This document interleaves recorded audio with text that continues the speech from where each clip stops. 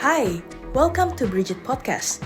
My name is Christel, the founder and creative director and AI XR innovator at Cherryadi Digital Media. With a vision of bridging the generational gap of technology, one quality conversation at a time, in this podcast we will be featuring insightful conversations with experts in mental health, creative technology, education, and human-computer interaction.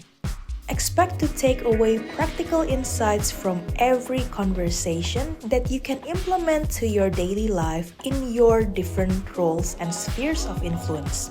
Together, let's co-create a safer digital future for our next generation and be a part of the change as we shape the future together. Today we're gonna talk about transcending realities with Mirror XR.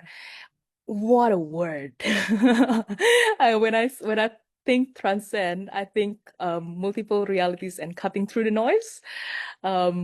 It's a very prominent and it's a very exciting era that both of our Gen Z and Gen Alpha I see are like the bridge between the previous generation and the upcoming generation, both who lived only in the analog world, which is the Gen X and above. I mean, like, I guess soda there, the Zoom generation, they say, right? But this two generation, Gen Z and Gen Alpha, is the bridge between the analog generation and the digital generation. Now, what we see in the reality of their life is that they live both in a hybrid world that is interchangeable, and there is a blurred line between the two worlds that the generation before them may not be able to even relate. The fact that the recent statistics actually show, this is study by Deloitte, that the same game that is being played by different generation, we're talking generation X and boomers and above, as compared to generation Y and millennials, Y, Z and A. They have very different engagement, like significantly different. Why is that?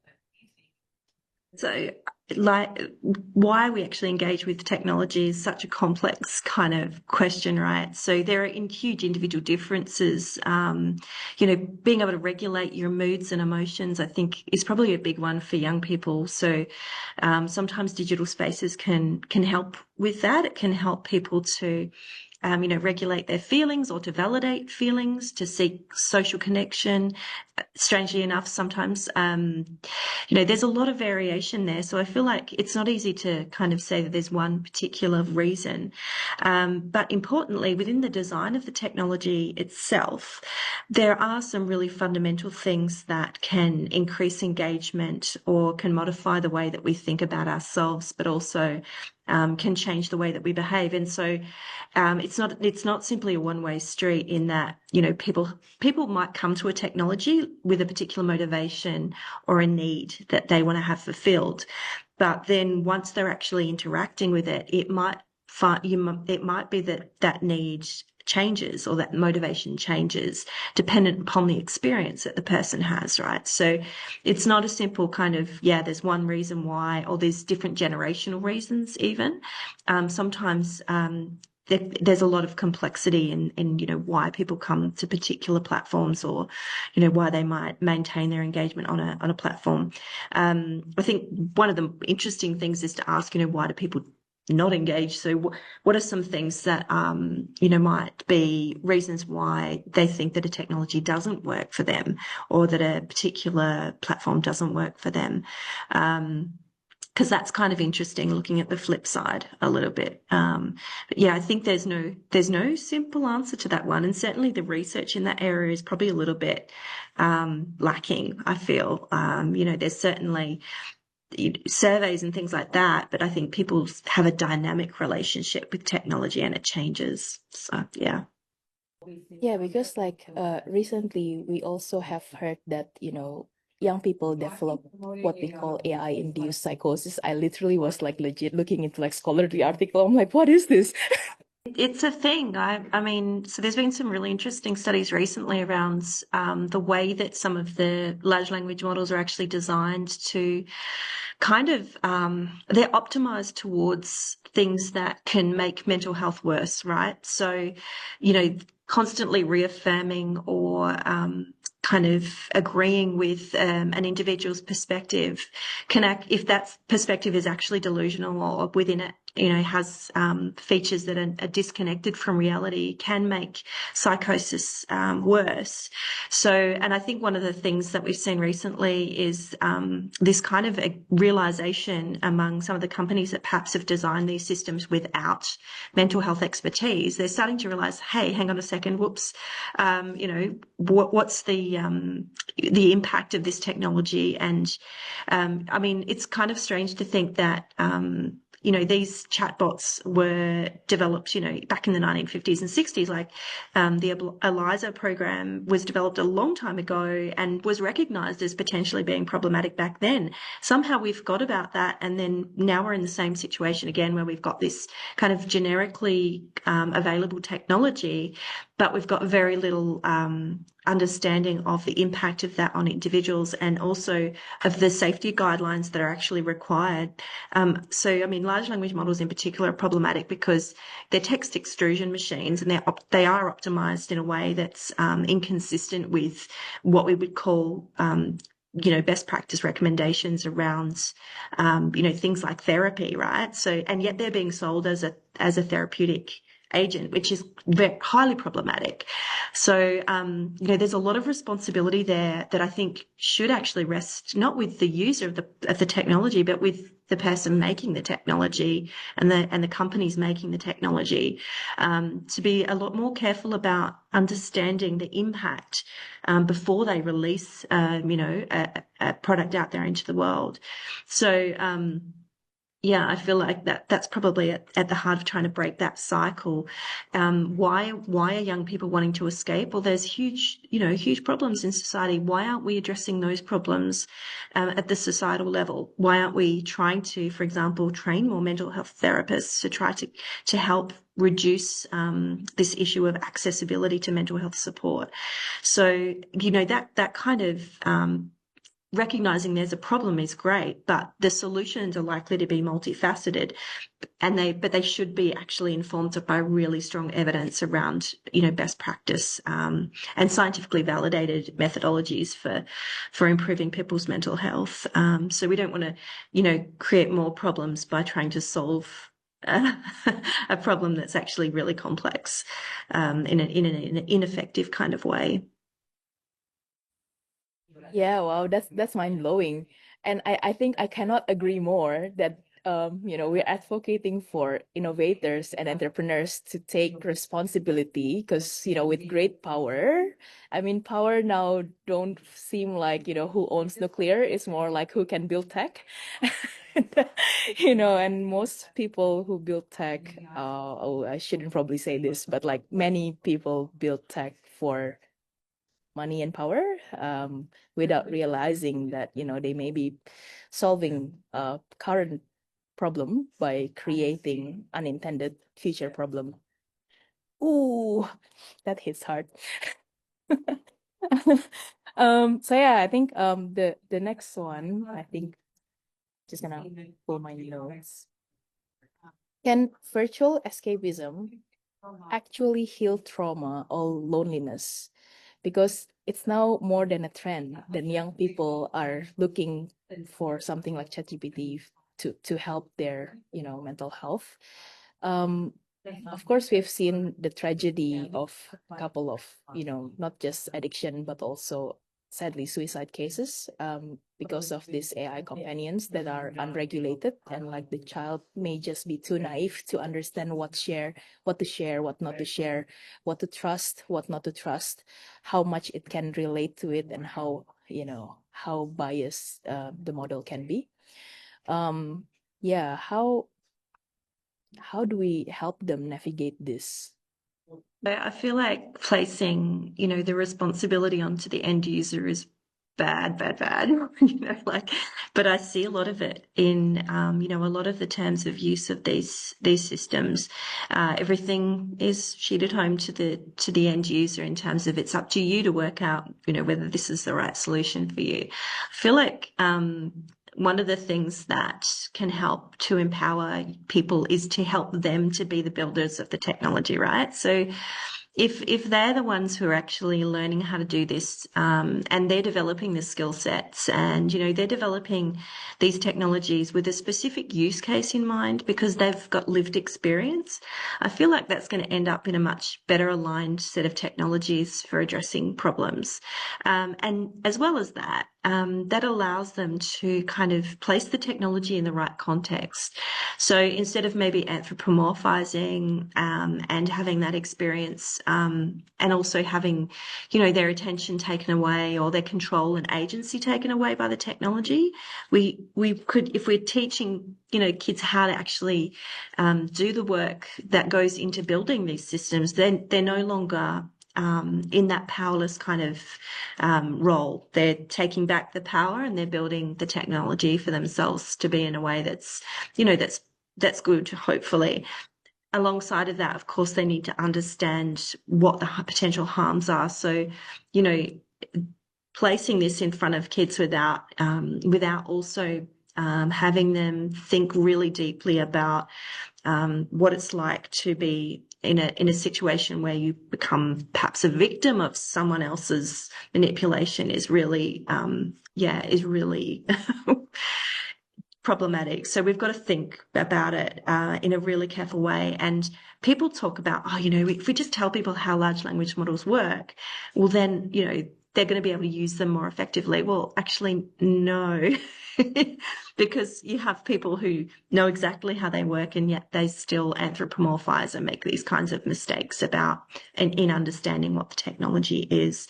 So it's about also not just understanding the technology, but how does it work in interaction with humans, with people who are thinkers, who are feelers, who are doers in the world, who actually have free will, who have, memories and thoughts and realities and experiences. So yeah, it's complicated, and children develop an understanding of other people's minds and society differently, depending on how old they are and their own experiences, but kids are really great at understanding what's fair and what's right. And I feel like we can rely on that to be able to enhance their capacity to really become the builders of better technology. Because what we've got at the moment, I think, is not great. So, Yeah, wow. That's children start learning how to use AI for school. It starts there. Now we're trying to make them future proof for the next generation while we are actually still trying to understand ourselves how to use this technology for real. And so what started as a help in school for their study, which is seemingly good, but because the risk is unaddressed and they do not understand, obviously, I mean, like, they do not even understand the risk themselves. And so they start thinking that this AI that helps with their schoolwork becomes kind of their friend. And so they start talking about things that are not supposed to be shared in that space. And when this happens, young people start forming emotional bonds with AI. And because it's unregulated, it goes spiral down and goes darker path rather than the lighter path of like seeking help, building emotional literacy or like seeking help behavior. It often goes darker path to exposing children to unintended content. I'm like trying to speak about this very carefully, but like if we mask it, it actually is already happening. But if we address it, it's also kind of hard to address without being super blunt. So how do we see that this trend, if we don't do anything about it as a society? Because most of the people in the society, when they do not understand what is going on, the tendency is not to research and like seek more or like, you know, bridge the gap. But the tendency is kind of my like wait and see it unfolds. But then what I'm very cautious about is if many of us just wait and see, I'm afraid one day when society wake up, it would be too late. Just like how, you know, social dilemma come out 10 years after social media is ingrained in the society, right? Like it's just too late because like what can we change even now that we're aware? So yeah, what do we think that what risk can it create for human connection and mental health in the future if nothing is done um, in a timely manner?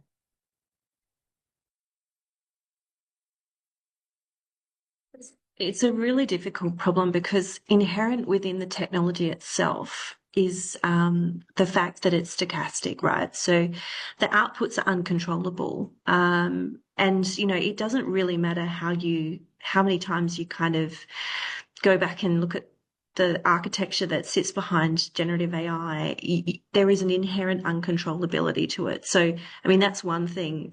And I guess we have to start asking some really hard questions about whether or not specific technologies are fit for purpose. So when we design technologies, the purpose has to be really clear. So I think one of the things that people haven't quite realized or grasped yet is that there are many different possible ways that we could design you know, an artificial intelligence model to produce a particular output, right? It doesn't have to be a particular type of architecture just because that's the architecture that, you know, seems to be the best and does the best on some particular benchmark doesn't mean it's the architecture that should be carried forward into a particular context or setting. So I think that one of the things that we need to do is be much more mindful of the actual setting or context or the behavior that we're trying to target or whatever it is. We need to be much more mindful of that in the design because inherent within large language models is a stochastic unpredictability. So no amount of regulation is going to actually be able to be applied to these systems. I think, and, you know, constantly putting up with, you know, large tech companies maybe just constantly apologizing every time they screw up is not really acceptable either. So you kind of go, well, okay, let's rub it out. Let's start again. Let's start building some competing architectures that are safe because they're designed to be safe. And when we design safely, that means from the ground up, not taking anyone else's kind of view on what that looks like, but actually deeply understanding what's possible and how we might design for safety, not try and, you know, retrofit regulation or safety after the fact, after something's already been implemented. So yeah, I think that that's one way to try to head off that fearful dystopian future that you imagine.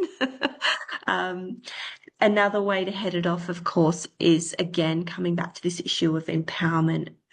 So we have, if we're going to put these things in place as educational tools, then we should have evidence that actually shows that they are educationally beneficial.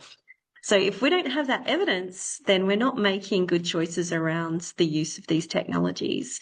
So I think that at the moment, we need desperately to do the research. We need to get in there and actually collect the data and make sense of it and, yeah, really try to bring it alongside of the needs of the community that we can see at the moment in terms of education. Back to the you know, transcending reality, the fact that the experience that young people experience in VR, in game, in the online space actually shapes who they are. And so we cannot see the divide between how the digital experience shapes their personality and or, you know, PTSD. Even like back then, PTSD is like when you actually experience war, right? These days no longer that. Like a young girl being exposed into a rape scene in Roadblock, that is a cause of PTSD. And like, it's not that it's now separated just because it's just in game, so it's just in game. No, it's actually affecting her personal belief. Can she trust people in real life because she sees this kind of thing in game? So how can we then, use technology to help them navigate this transcending reality that they may not even realize? Because if parents and teachers are not even aware that this is the kind of hybrid reality that the children is living in, then it's really hard for them to help. But also, how do we then advocate for the children, but also the society, to be more mindful and aware, and build the capacity so that we don't see things spiraling down worse than now, hopefully. So we do a lot of work with content moderators. So we have an ARC Discovery grant at the moment looking at the impact of viewing really horrific content on content moderators' mental health. And we know that it has a huge impact, like it's really well documented. And they're doing that role because they want to protect online communities. There's often a very strong pro-social kind of motivation for content moderators who are out there on platforms, some of them doing it voluntarily. So there is a definite desire for people to have safe online spaces, right? And that is the most critical part of having kids in online spaces. And the new legislation that's coming in is all about responding to, I suppose, that fear we have that those online spaces are ungoverned. But what I keep thinking is, like, why is it that we treat online differently to real life? Why is it that we accept that it's, that people can see things like illegal acts online, not have any kind of consequence for that, or, not have any kind of follow-up around that. But yet, if that happened in real life, there would be some serious things, that would be followed up, and it would actually have consequences, like real world consequences.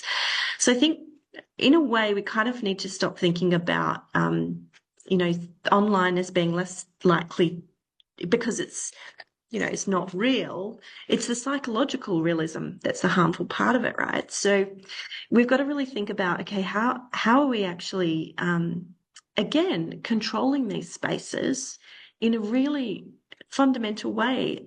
Like, if we're able to make safe spaces for children in the real world, we should be able to do it online. So what is actually going on there, and how is it that the platform, people building these platforms are dodging their responsibilities around the safety of people online? It's not. It seems to be, again, it's a human problem, and I feel like, we should be applying the same kinds of standards and expectations and responsibilities and penalties, if we're not having that same safety online as we do in real life. Of course, the difficulty is identifying, who's responsible for making those places unsafe. And I think that's where a lot more needs to go into, e-safety, and how we're actually allowing these platforms to come into Australia and to be used in Australian settings as well. So yeah, I mean, people hate to hear pro-regulation. They think it's anti kind of innovation, but I don't think so when you're talking about kids. Yes, thank you so much for the wisdom, for the expertise, and for the continued support that enables us to do what we do, and enables us to also be accountable in all the things that we develop. And super grateful to be learning from you and advocating this alongside you. And hopefully, I can't wait to change the world together. Thank you for listening to our podcast. If you find this helpful, please subscribe and share to your circle of friends. Remember, you can also follow us on social media, namely on LinkedIn and on Instagram at bridgeit.pod. And don't forget to share your feedbacks, your thoughts, or repost a slice of conversation that inspires you. Don't forget, use the hashtag I, Bridget. See you in the next podcast. Hi, welcome to Bridget Podcast. My name is Christel, the founder and creative director and AI XR innovator at Cherryadi Digital Media.